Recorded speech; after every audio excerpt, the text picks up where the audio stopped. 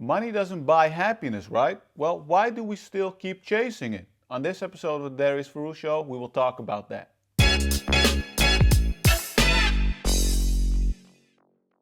So you might have read or heard about research that says that more money does not lead to more happiness. And the research often shows that there's an amount of money that we have to earn each year. And if we go beyond that, it doesn't lead to more happiness. For example, if we go from 30,000 a year to 60,000 a year, we might be twice as happy.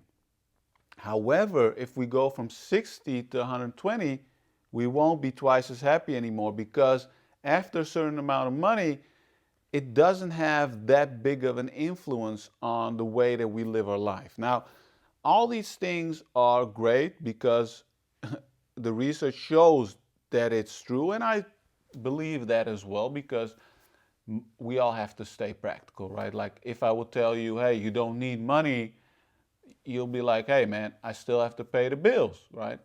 I have bills, we all need food on the table as well. I'm not talking about that stuff. I want to talk to you about the mindset that we have about money. We keep on chasing money as if it's the answer to all of our problems. If only I had more money, I would be happier. If only I had more money, I would buy a car, whatever. We desire so many things, and we need money to get those things. Now, what I have learned is that that is not the answer to a happy and fulfilled life. And if you are striving for a happy and fulfilled life, we need to change our mindset. And that is something that I learned over the past 2 or 3 years, is that in the past I would always chase money, right? As if it was the answer. Now, what I learned is that you don't necessarily need a lot of money to be happy, right? Most things, we all know this, right? It's a cliche, best things in life are free.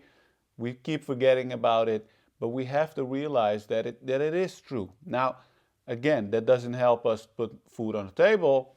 Now, I will share with you what will later on, but first, what I also learned was that more money also leads to more problems. Now, one of the reasons that I wanted to earn more money and why I was chasing money was not necessarily because I wanted to buy a new car or a big house or expensive stuff.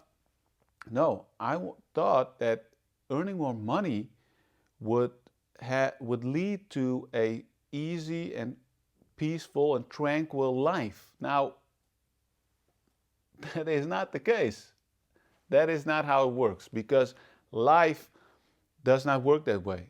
If we earn more money, have more responsibilities, increase our wealth, we will have equally amount of problems, right? The problems and the responsibilities grow with the amount of money that we make. So if you think that money will solve your problems, that is not the case. You will get new problems. And so we have to change our mindset about life. We have to change our perspective. And that is, life is nothing more than a series of challenges. You know, we have to deal with one obstacle after the other, and that is life, right? We can't change it. We have to get used to it. We have to accept it. That's the most important thing. Now, what about chasing money? What should I do instead, right? So most of us, we aspire to be financially free. Freedom, right? Everybody loves this concept. A lot of us chase it. But what I learned is that by studying and working with a lot of financially free people, the first step they made was they were emotionally free before they were financially free. So what do I mean by that? When you are emotionally free, you are not chasing anymore. You're not chasing anything. You are focusing on yourself. You're focusing on improving yourself, doing your job, enjoying your work, enjoying your life, and providing value.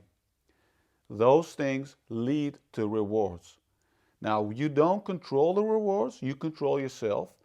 So if you focus on yourself, improve yourself, get better at your job, improve your skills, become a better human being, control your mind, all those things, right? All those self-improvement stuff.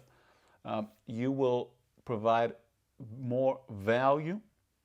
And as you provide more value, you will get more rewards.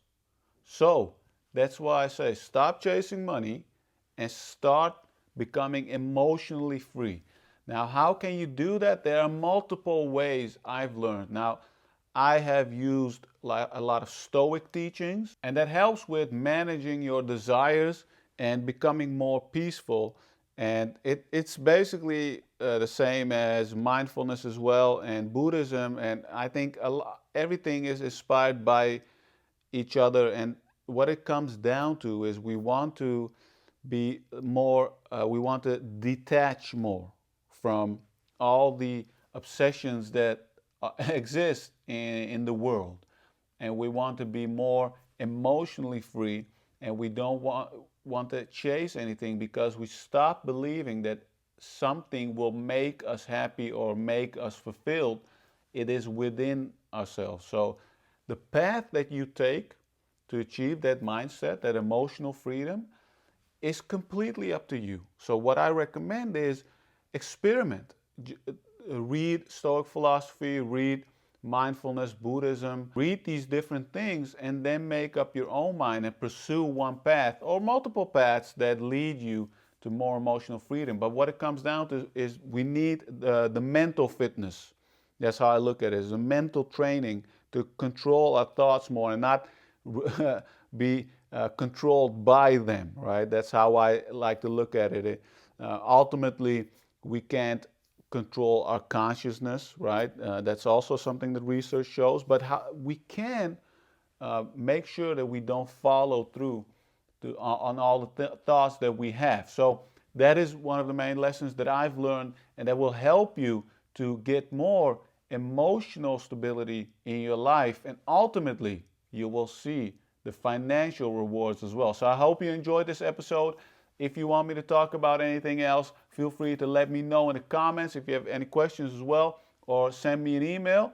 And until next episode, like always, take care.